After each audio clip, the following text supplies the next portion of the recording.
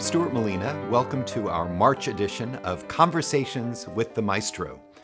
It's kind of cold outside still. I'm ready for spring, but we thought we would warm your hearts once more with another couples edition of Conversations with the Maestro. Today we feature Marge Goldberg, one of our violists, and Jonathan Fink, one of our cellists. The two of them have been married for a long time and have played in this orchestra certainly since I've been here.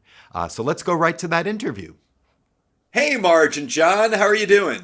Hi, Stuart. How are you? I'm doing well. We're doing good. Thanks, Stuart. Thanks so much for joining us today. I'm really looking forward to this one because I think the two of you, well, in very different ways from the other people in the orchestra, have things going on in your lives, both musical and extra musical, that are very, very interesting, and I think our audience will enjoy hearing about. But before we get to those, we'll start as we always do.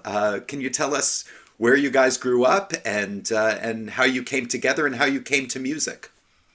I'll go first. Beautiful women first. Thank you.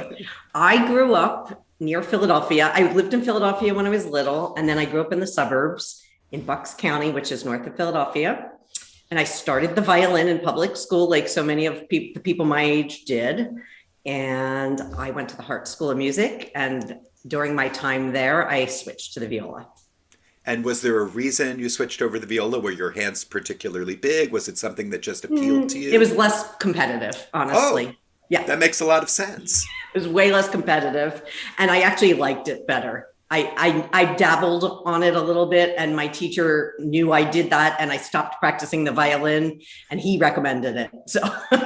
And so was it a difficult transfer of technique? Or, I mean, certainly you're reading in a different clef. Were there hurdles to go through to become a violist? I was really good at theory, so I didn't have any problem with the clef. And he gave me a small viola. So I started on a fairly small viola. And then once I realized this was something I wanted to do, I started to go bigger. And now that I'm at a certain age, I'm going smaller again. Were there any musicians in your family? Were your parents music lovers? Nope. I'm the only one. Everybody had different careers. My sister's a doctor. She always loved music, actually. She's the one that went to music camp. I never did. I played sports.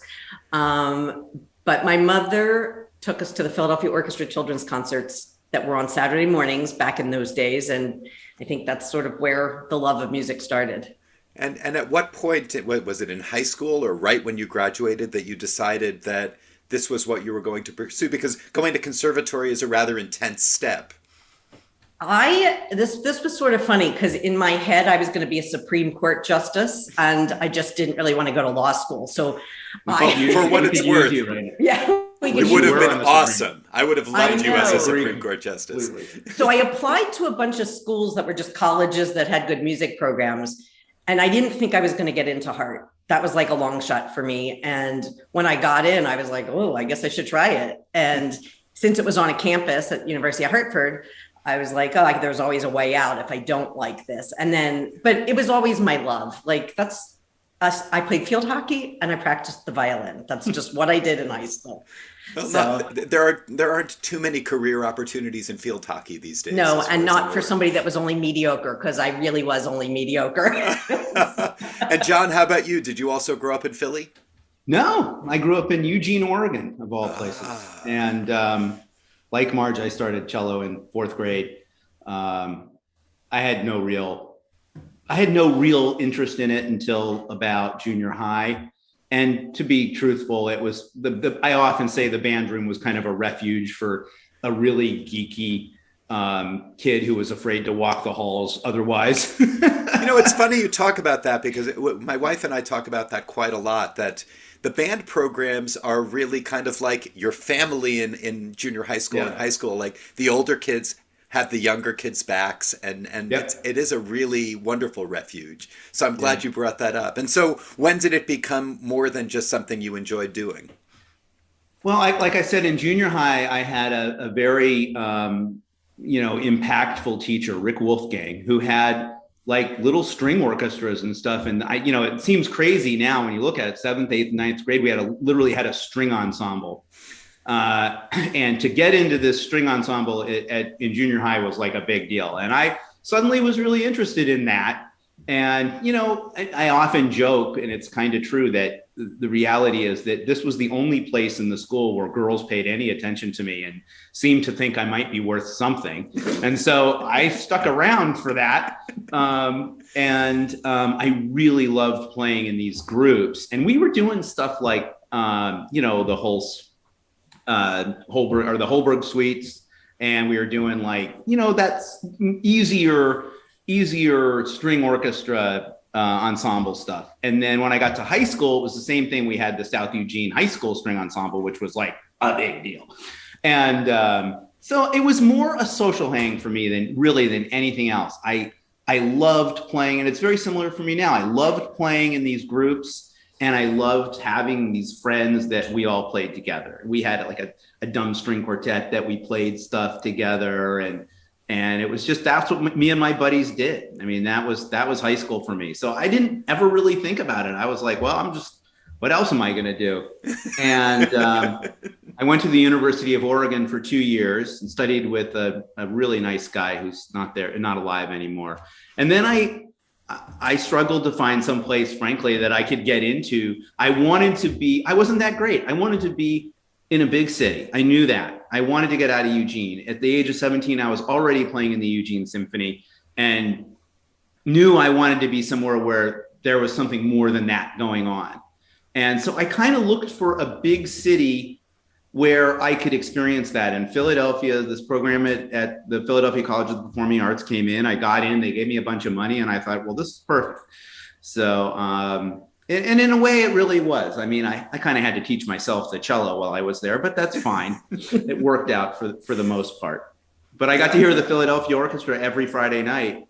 And I was there every single Friday night in the rush line, me and my buddy with a 6-pack of beer. And that's what we did on Friday nights. $2 tickets. $2, and if you got there in time, you were in. And it's an education in and of itself. I had never heard anything like it. I mean, I was telling a friend of mine the other night, I remember the first concert I heard. It was opening night, Filio, like probably 1983. Moody was conducting. Tuck Perlman played the Beethoven Violin Concerto. They did some overture and a Beethoven symphony. And I was just, my knees were shaking when I came out of there. I had no idea an orchestra could sound like that. So that's where it started for me. That's totally awesome. I love stories like that. And I remember those kinds of experiences, seeing something or hearing a piece of music or an ensemble, like nothing you've ever heard before. Yeah, absolutely nothing. Yeah. So you both found yourself in Philly at the same time. So how did the magic happen? Where did you meet each other? And you tell me the story. I'm going to tell. Okay. Probably a better idea. My version better. We actually were friends. We knew each other just from freelancing. I say we met at an audition. He says we met in the alley of a bar. So one of those is true. But then we started dating after a Harrisburg Symphony series, and it was 1993. And I only know that because the Phillies were in the playoffs and we were carpooling together. And that's enough. That's enough. Yes. And so this was during Larry Newland's time in the orchestra. Yeah, and John was a sub, and I think I had just gotten in. I think I subbed in the late 80s, and I think I auditioned in like 91. Mm-hmm. His last year, I think I auditioned then. So that would have been Larry, and John was a sub at that point. I was a long time, recurring offender sub. Yes. We also, I think it's important to tell. Oh yeah, the Israel Pop. We went on a tour together, a 3-week bus and truck tour. Down to Florida and then up into New England with Theodore Bickel and the Israel Pops. Wow, how about that? And he carried my luggage, so I knew he liked me. I literally did the whole tour with one garment bag. She was getting off the bus with I kid you not, 3 big suitcases. And this was before suitcases had wheels. Do you remember those metal luggage racks? I remember it well. Sure. She busted 3 of those over the course of the 3, one a week. No. And I thought, wow, this woman needs some help. So I started carrying her luggage around for her. And there, And nothing has changed because Nothing literally has when we changed. come to Harrisburg, he has a garment bag and a backpack, and I have 4 suitcases. Yeah, Because so you never know what you want to wear at Harrisburg Symphony. That's hysterical. Well, you both have been fixtures in the orchestra since I came in 2000. John, I remember when you got into the orchestra through audition, and it must have been in the early 2000s. that sounds right. Yeah. And Hannah was a baby. Hannah was a baby. I actually did, both Marge and I did a lot of work at the shore and the casinos and commercial work. Mm-hmm. And so I was kind of enjoying that. And then all of a sudden that all dried up and I was like, I better get into a couple of these, regional orchestras, and really worked hard, practiced a lot, probably more than I ever have in my life, and got into Reading and Harrisburg. So, and within a couple of years of each other. Well, and that actually fills up a whole bunch of weeks over the course of the season. That's it does. Well, and he was like close to 40 at the time. So I was really proud of him because it's not, you can't compete with 20-year-olds when you're 40 with a toddler and a baby. And he did. It's absolutely true. Well, listen, let's talk a little bit about your kids, and then we're going to go to the first musical thing. So I know you said that was when Hannah was a baby, but you have an elder child as well. Do you want to talk about Ben a little bit? Yep. Ben is 23. He's been coming to Harrisburg Symphony with me since he was in my stomach. I had babies. Here's a funny thing about Ben and Hannah. One of our subs now, who subs in the viola section, in high school was their babysitter. Oh, I remember Liz. Yep, and now I gig with her. But Ben is 23. He's about to finish his time at Drexel University. We're really proud of him. He has autism, and it's sometimes a struggle for him, but he will have finished in about 5 years, which is great. We're thrilled. And he's going to graduate with a degree in health sciences. It's fantastic. He's a great kid. I always enjoyed talking with Ben, and he was always great at rehearsals. Clearly, he was well behaved and always, and loved the hotel. We raised our children at the Hojos on Eisenhower Boulevard. And I'm pretty sure that the donuts there may have given him autism. That's a joke in case anybody is thinking I'm serious, but I'm not. But we really did. We spent so much time in these. They had 2 rooms right near the lobby. I think it was 43 and 45 that were joined, and they were like kids' rooms, so they had stuff on the walls. And I mean, our kids spent a fair amount of time in those, and they thought it was the greatest thing ever, and I often joke that one of these days Hannah's going to drive by that Hojo's and go, "Oh my God, what are we doing there?" But yeah. And so Hannah, is your performing daughter. Talk about what she's doing now. She is a junior at Montclair, a musical theater major. And I think she's great. She's a triple threat. She can dance, she can sing, she can act. I mean, I am her mother, but. And she's beautiful. She is. And she's got the fight that you need for that business. She likes auditioning, which is nothing she got from either of us. She actually thinks it's fun to audition, and she has the right brain for it. She just goes in and decides. She has your social skills, which is a real bonus. That doesn't hurt. I think she's got, I'm not trying to say you don't have moxie, but I think she got a lot, she has a lot of drive that comes from both of us. Yeah. But thank God she has her mother's social skills and good looks, because that's going to be super important. Definitely our child. She pisses people off a lot less than I do, which is always good. But we're very proud of her, and she's in rehearsals now for Sondheim's Into the Woods, and she will be playing Cinderella. So we're very excited. Big role. That's really so exciting. Awesome. Really exciting. Well, let's take a break now, and we're going to go to the first of the 2 musical selections that you've sent us. They both come from a project that we're going to talk about after this, so you don't really need to set that up. This was a solo recital that you did, John. Do you want to talk about the piece that you're going to play first? Yeah, the Misha Barach. This is an arrangement of the Misha Barach by, what's the woman's name? Debbie Friedman. I love playing Jewish music. And it's funny because I'm Jewish, obviously, but I'm not deeply religious. I was bar mitzvahed recently, a couple of years ago. So I'm a little bit more in touch with that side of myself than I have been. But the music has always somehow really spoken to me. And I feel like when I'm playing that music, especially in a synagogue setting, I might actually be communicating something to people, which is a great feeling. And honestly, I'm not, yes, that's what we're striving for, but it doesn't always happen, and I always feel like that when I'm playing this music. It's just very moving to me. And by the way, with what's going on in the Ukraine right now, I mean, a prayer for peace is always a good thing as far as I'm concerned. Amen to that. Well, let's listen to Misha Beirach, and then we'll come back and talk a little bit about that project.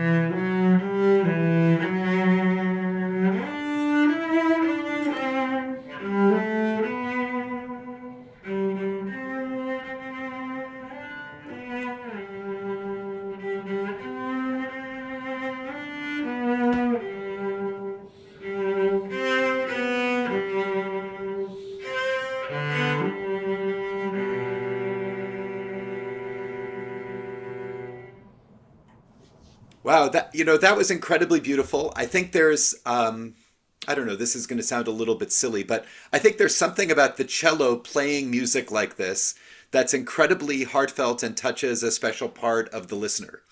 So bravo on that, John. And I do want to point out as well that there's another Harrisburg connection to that particular selection in that it was arranged by Phil Snedeker, who was our last Conversation with the Maestro.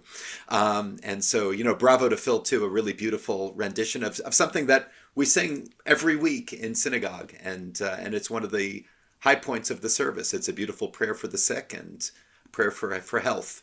So anyway, so let's talk now about what brought this recital about, because I know you well enough to know that it had to be something pretty darn special for you to do a solo recital online. Yeah, right. So talk about this in our fund living and the room project. before we do that, I'd just like to say that Phil is one of my closest friends, and I met him playing in the Harrisburg Symphony. That's a funny story, but I won't tell it. But he and I have been, he's such a great composer that I sent him a couple of these things, and for him to arrange it, it's just like, it's done. But anyway, so when the pandemic started, I guess this was March of 20. Yeah. March of 20, everything got shut down within a week or so. And we were sitting around, and one day I happened to post on Facebook something along the lines of, is anybody interested in, putting together an online concert of some kind? And I got a whole bunch of responses. I put up a Google sheet, and Stuart, you signed up. We talked about doing something for a long time. Before you know it, we had a committee of about 10 people, and within 7 days, we had put a concert together. First concert was John Cohen. I remember, it was wonderful. He had just prepared this solo recital and was unable to perform it. Like that, he was literally like on his way to do this show, and they were like, not happening. And so he had that ready, and I was like, great. And we started talking people through doing concerts with their iPhones in their living rooms live on Facebook. Right. And my requirement was always it had to be live. I didn't want it to be recorded. And we were willing to put up with whatever, because it's live. That's the thing about live music. It's not recorded, right? And so, boy, we had some challenges. There were some primitive ones. So I'll pass it on to you here. I know that in the very beginning, we're friendly with Jen Montone, who's the principal horn in the Philadelphia Orchestra, and her husband Tim subs with us in Harrisburg. Yeah. She did the second or third concert, and once the concert started, we realized she was backwards, because that's how phones, right? Sometimes do. Yeah. So, but it was like it looked weird, lovely and beautiful that nobody even cared, but it was like, we were just trying to get stuff up there. Oh, and she's a staggeringly great horn player. Oh, she's incredible. And she was just like, I'll just play sonatas with YouTube accompaniments in my living room. And cats are running by. Yeah. And kids come into the frame every once in a while. It was fantastic. Everything was sort of primitive in the beginning. We had a pianist two pianists in the beginning. And it was like, the phone was set up at the edge of the piano so you could see fingers, and then they would look down and introduce pieces. It was great. But it was really moving that so many people stepped up to perform. And I think our original intent was we would have musicians perform, and we would try to raise money for the musicians who were in need. And we quickly realized that this was so stressful to people that if you have a financial need, the last thing you want to do is play a recital to raise money for yourself. So that's when we started asking people to do the recitals to raise money for people in need. Right. And that's a great distinction. Right. And then we didn't pay anybody for these recitals. Yeah. All the recitals were volunteer. Every single one of them. Yeah. And then I think we started with a GoFundMe, very primitive, just a GoFundMe. After a while, first of all, our technology got better because we had it down to a science. We knew how to do it and to train people how to do it. John would meet with everybody and do a little dress reheasure on Zoom. You couldn't leave your house. Yeah, that's right. Everything was done virtually. And then we made sure that we had a separate committee doing the relief fund, because we quickly also realized that we had one committee dedicated to coming up with artists and another committee dedicated to doing the actual doling out of relief. And so many musicians had nothing. Like what I think is important for, our audience members to know is that most freelance musicians also do other work, whether it's other orchestras or they teach, and the teaching was shut down. The colleges weren't sure what they were going to do. The little kids were not coming to your homes. So many of our colleagues were just, destitute. And, that whole unemployment thing took months to get people their unemployment. So it was really great to have this other committee that just dedicated themselves to reviewing applications, coming up with a guideline for applying, and doling out the aid. And it was a staggeringly successful program. Talk a little bit about how much money you actually ended up raising. Well, I know as of the other day, it was up to like $140,000. In the first year, we did 80 concerts. Like literally, it was a year. Because some weeks we would do two. In the beginning, we did one, and then we were like, we need to do two. And then we realized these poor teachers were now teaching on Zoom. So we started doing little Friday afternoon educational things. So it's one point for about 3 weeks, we were doing 3 a week. We had 3 a week, and it was incredible. Insane. It was nuts. But you know what? It gave us something to do. Yeah, we had nothing to do. We were so bored anyway. There was literally nothing. But this was, I mean, I think that, we've been married for 25 years. We've known each other I can't remember something that felt so good as doing this. It was so fun. We made new friends with people that we didn't know. All on Zoom, like full relationships with people on Zoom. It was just, and I was like a booking agent. I would call people up and go, hey, I'm wondering if you would, play for free from your living room on your phone. Yeah. Right. It's really fantastic. And really famous people on there. Well, and the sense that I got is that everyone that performed felt that they were part of this greater thing that was really, truly important and made a huge impact in people's lives. Yeah. And that, I think, I admire the two of you so much for the work that you did. And I'm glad that we were able to talk about it, because it's something that I'm very proud of, the fact that you're in our orchestra and have done this work. We're really proud of it too, because I think, we both like to do as much charity work and, that kind of thing that we can. And this was, honestly, so many people were so depressed. It just gave us a reason to get up and do something. Yeah. And that was really, really fun. I do know that there is still a committee that doles out, as Omicron came, people were losing money again, so more people were applying. And our ultimate goal is that this fund will be there for, if a musician needs surgery or has an illness, and not just COVID related. Yeah, the fund has now been taken over and is overseen by a part of the Culture Trust of Greater Philadelphia. Right. It's a nonprofit now. Yeah. And the festival is long since over. The festival is done. Yeah. I hope it will never have to come back.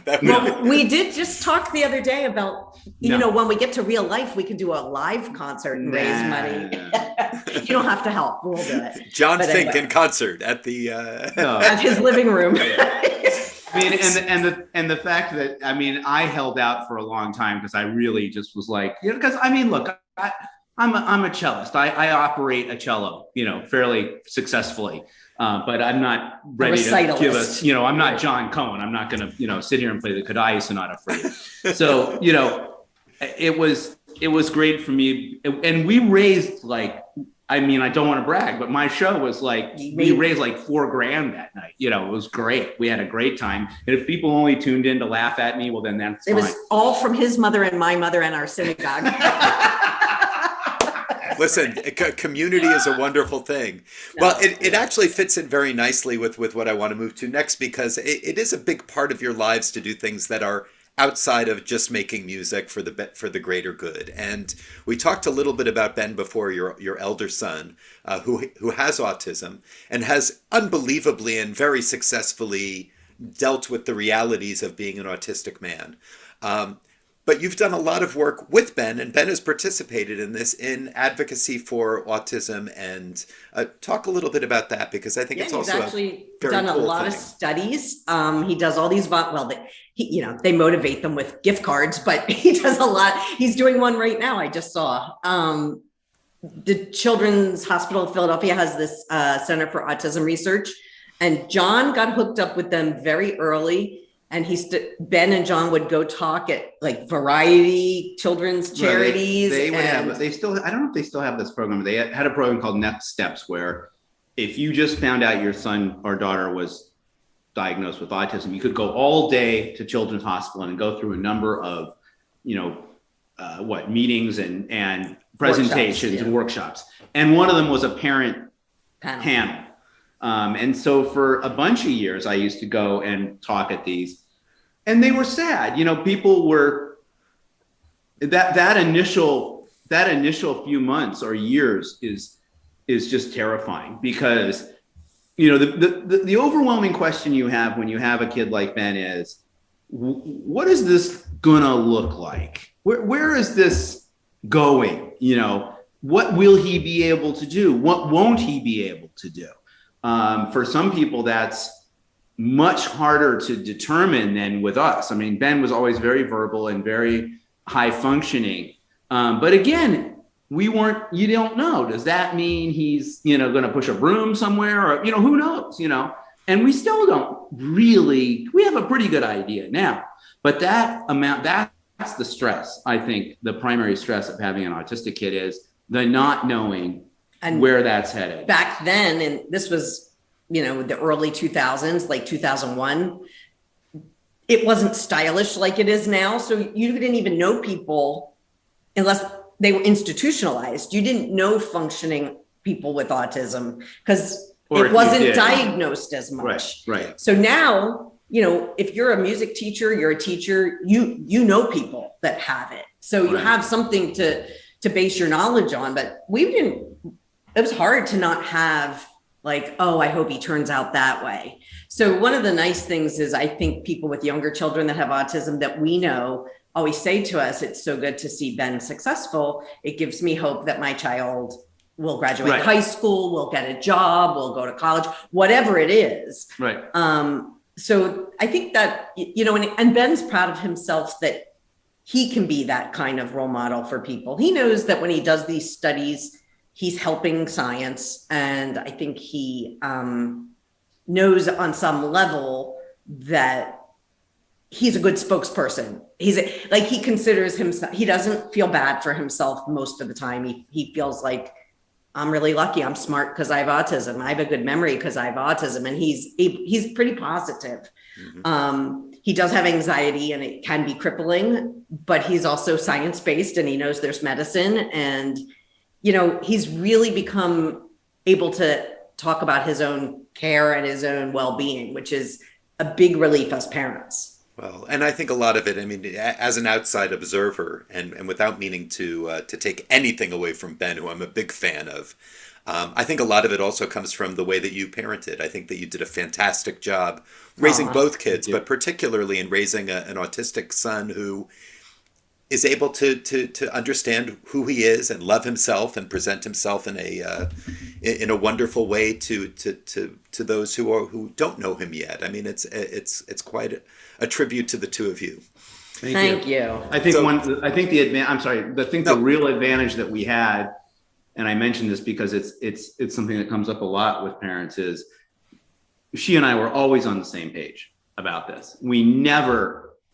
I can't ever remember disagreeing about any course of action that we were going to take. Yeah. And neither of us were like, oh, he's fine. He'll grow out of, I think we diagnosed him ourselves. We had so, and I think that's really the first step.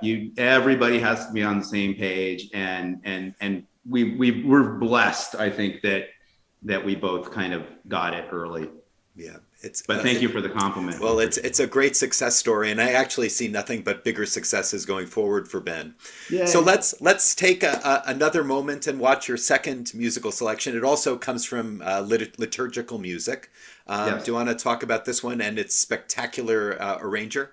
Well, the arranger is Marjorie Goldberg, and we spent about 8 years in a group at Rodolphe Shalom here in Philadelphia called Ani Kinor, where we were playing a lot of this music arranged for a small ensemble. And in fact, we recorded a CD with them that Phil engineered. I don't know if you knew that. I had no idea. And she did all the arranging for that. It's fantastic. And then some of those tunes she also arranged for me, and this is one of those. And what's it called? It's Adonai Ori. Adonai Ori, yes. God, my light. Yes. So let's hear Adonai Ori.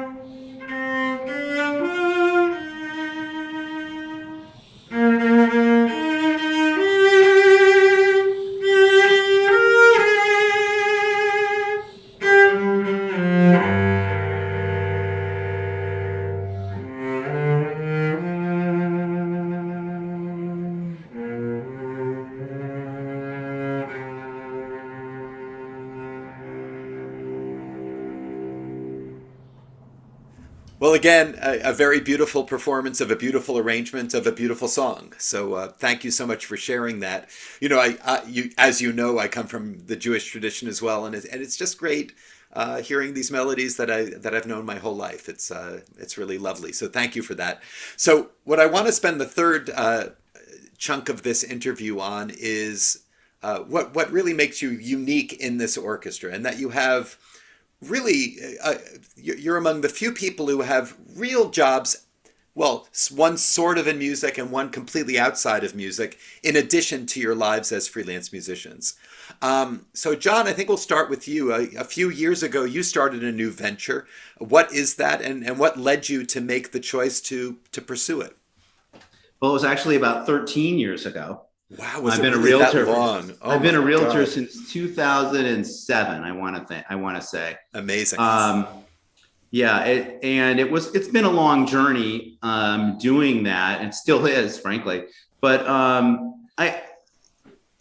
I was frustrated at that time that I wasn't able to earn the kind of living that I wanted to playing the cello, and I wanted to be able to support my family. Like, that was really important to me, and in a way that wasn't just getting by. I wanted to really be able to provide, and I looked for things. I was looking for something to do, and I mean, I kind of want to go through the whole thing. I kind of stumbled into it, but the thing that really changed my real estate business is when I started to let the music world into the real estate world. At first, I was a little bit, I'll be honest with you, a little bit ashamed.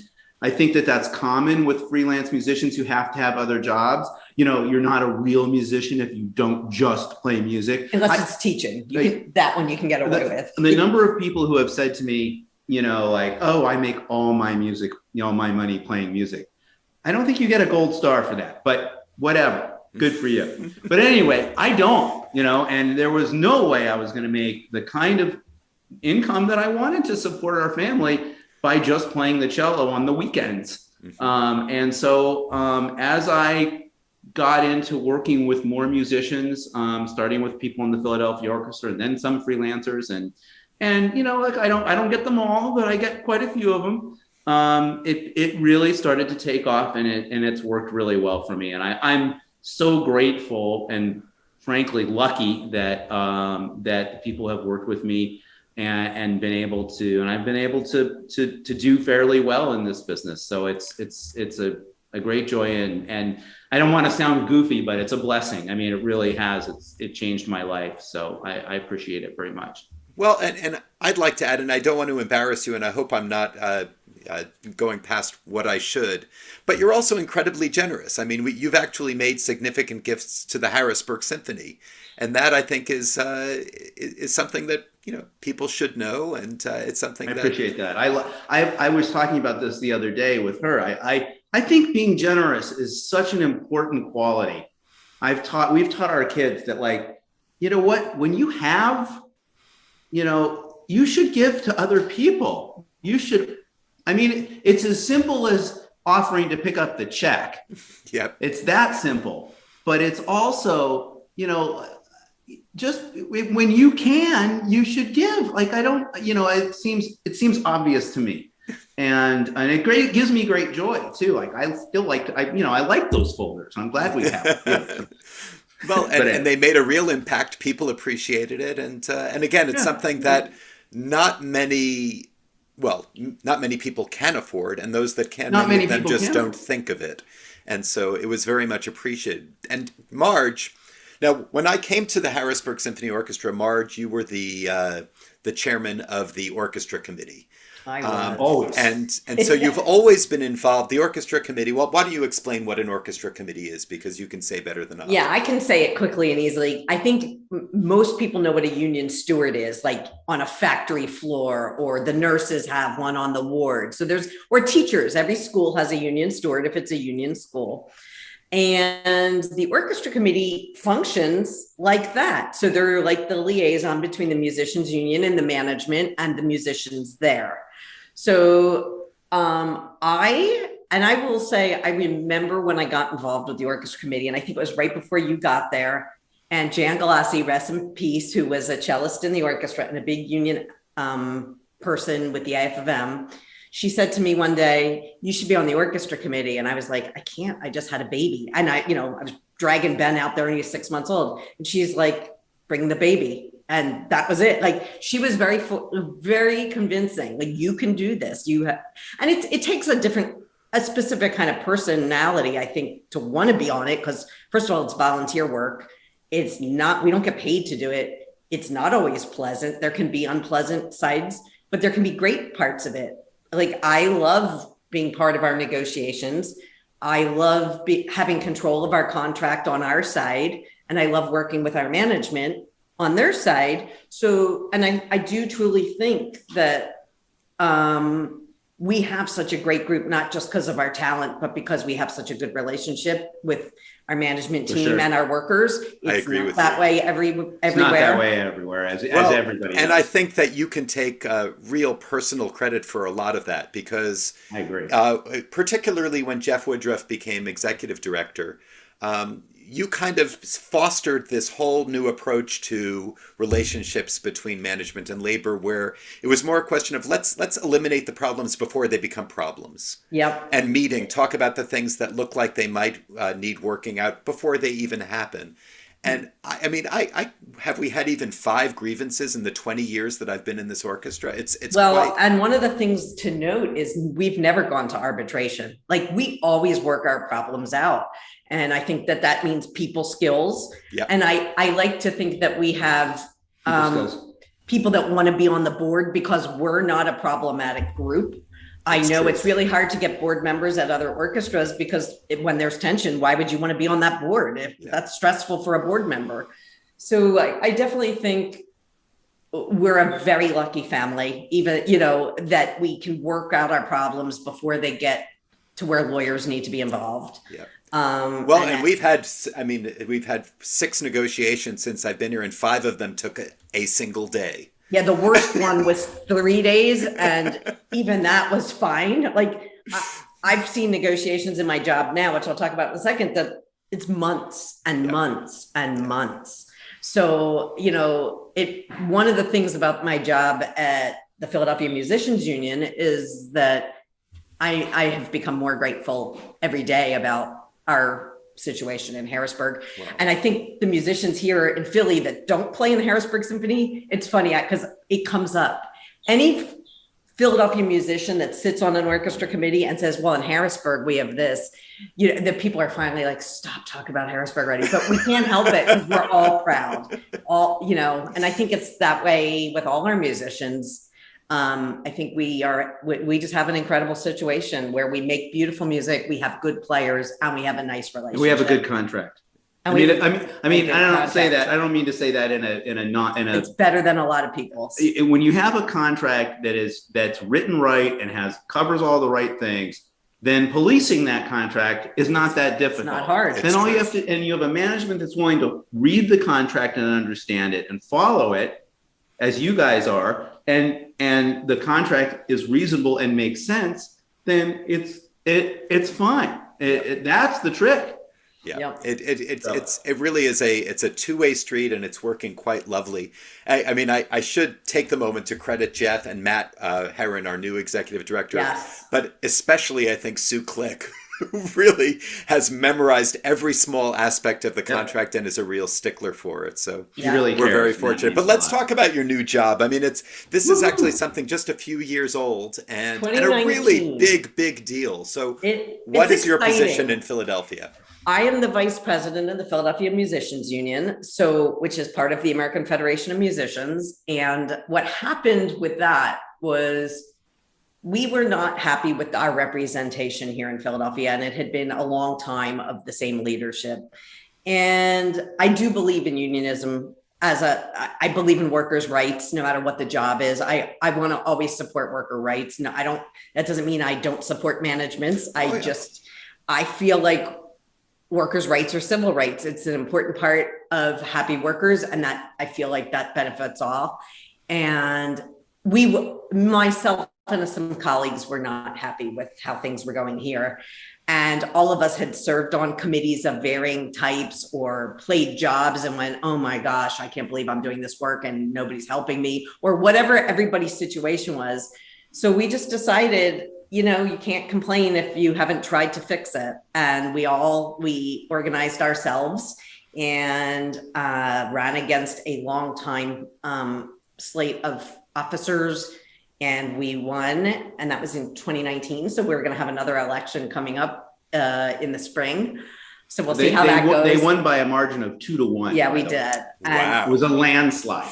And I'm really proud of our whole slate of officers and our board, because everybody, especially during COVID, everybody's just worked their tail off. Our president is a violist, Ellen Trainer. She and I were friends before all this, and we had served on orchestra committees together. And we have a secretary treasurer who was new to this kind of thing, and he mostly did wedding band music and was very frustrated with the lack of, there was no union representation for those people, and they would go to jobs and be told it was 3 hours, and then it would be 7 hours, you know, that kind of thing. With zero breaks. Yeah, you know, it'd be like, okay, one guy can go, yeah, you know, you can go and have a cigarette. Well, but the music's not going to stop, yeah, you know. He was very frustrated with that life. And then we tried to diversify it by genre so that we had all the music genres covered, including, we realized the Philadelphia Orchestra pays so much of the work dues into our local, they should be represented. So we asked a Philadelphia Orchestra musician to be on our board, and he ran with us. So we feel like we are doing a good job. It seems like people are happy with us. They're doing a good job. So yeah. I'm not surprised. But what happened with this was I had a 16-year teaching job that I loved. I liked teaching a lot. I was getting tired, and I was not ready to retire. If we had not won this election, I would have kept my job. And I really, really did like it, and I made decent money. But it was time for something new, so it all worked out. So. It's fantastic. And, you know, I'm happy for the people, the musicians in Philadelphia. I know that certainly the people that I speak to, the new slate is very, very popular. And so I'm sure things are going very nicely. She learned so much of that. Being on orchestra committees. Being on the orchestra committee. And I think it's appropriate to talk about Jan too, because Jan Galassi was a member of the cello section in Harrisburg, also in Reading. Yeah, she helped, and in Allentown too, wasn't she? And also? in Allentown, all those groups. Yeah, she helped us rewrite the contract in Reading as well. Yeah, and I watched her do it. I learned a lot from her. You learned a lot from her and her kind of no nonsense way of negotiating, but also just having the language, you know, available, not trying to rewrite the wheel, you know, just here it is. Here's the boilerplate language. Let's just all use this. We know it works. But I'm very proud of our contract. And sometimes people will say, does anybody have language in their contract that's good, that it takes care of this, this, or this? And I cut and paste from ours. And most of the time people are very happy with it. So I'm proud of it. Well, I'm proud of the contract. I'm also proud of the ethos. I mean, for example, we still have regular meetings of our COVID committee and the orchestra committee to talk about ongoing changes to protocols and things like that. And I don't know many orchestras that have that friendly and positive in terms of direction, a relationship with the musicians from management. So hallelujah. But so this actually brings us very beautifully into our final segment, which is to talk a little bit about the Harrisburg Symphony. You've talked a lot about labor management relationships. Are there other things that you think make Harrisburg unique in terms of what it's like to play in the orchestra? Why are we doing so well? Why do people want to play with us? You want to go or you want me to go? I'll go first. Okay. I think one of the things, well, first of all, the high quality of the group is one, because I don't sub in the Philadelphia Orchestra. So, you know, for me to come and play Prokofiev 5 at that level is a thrill. You know, I mean, like that's not the planets, you know what I mean? That's like that was a real, you know, and it sounded great. So I think the level was awesome. and the other part of it, and this goes back to my junior high and high school comments, is the social aspect of it. Because we stay there, we stay in a hotel, there's a camaraderie that we know people from Harrisburg For example, Phil Schnatter, who's a close friend of ours, I only know him because I go to Harrisburg, and when I see him there and we hang out, and it's great, and I think that social aspect of it really makes a huge difference. I hope I didn't steal any. No, that's exactly. It's like going to a camp reunion for grown-ups. It's true. And it's just so fun. And we have so many friends that's just where we see them. And it's just lovely every time. So a lot of it's the hang, and the quality of the music is, I think it's better than some of the other regional orchestras that I sub in. But we're biased. I also want to give kudos to you because you do great programming, but also we have a vibrant pop series. Yeah. And I think a lot of regional orchestras don't. And I think it creates... Or they look down on it. Right. And ours are good. Yep. And they create more work for the musicians. The audience loves it. And it breaks up. So it's an interesting season. So it gives all of us, even if we can't do every service, we go, oh, but this pops looks fun. And I love these pieces. I'm going to do those. And so I don't know anybody that's not musically satisfied in the orchestra when they come play. And I think it's the variety. Right. Yeah. I think we're very fortunate in many, many ways. And it all stems from the support that we get from our community, of course. But I do think that it's a synergy. The community support is because the orchestra provides such an amazing quality to its audience. So, well, listen, it's been such a pleasure, as always, to share time with you. And thank you for joining me today and for talking about so many different things. I mean, the two of you are involved in many different amazing projects. I will be seeing you very soon, needless to say. And I look forward to it. I think in about 24 hours. I have to go practice. I look forward to that. And in the meantime, take care. Send my best to your kids. And thanks again. We will. Thank you, Stuart. Thank you, Stuart. It was a pleasure. Okay, bye-bye. Thank you so much for that interesting and heartwarming interview. We have a wonderful concert coming up this month on March 19th and 20th. We have our Heroes program featuring Beethoven's Eroica Symphony. We'll open with Aaron Copland's Lincoln Portrait. It will be narrated by Harrisburg's own Reverend Nathan Baxter. And we're also featuring a piece about King Solomon, Ernest Bloch's Shlomo, a fantasy for cello and orchestra featuring the internationally acclaimed cellist Inbal Segev. It will be a wonderful concert. It happens at the Scottish Rite Auditorium. And I hope we will see you all there. In the meantime, stay warm, and I will see you next month with more Conversations with the Maestro.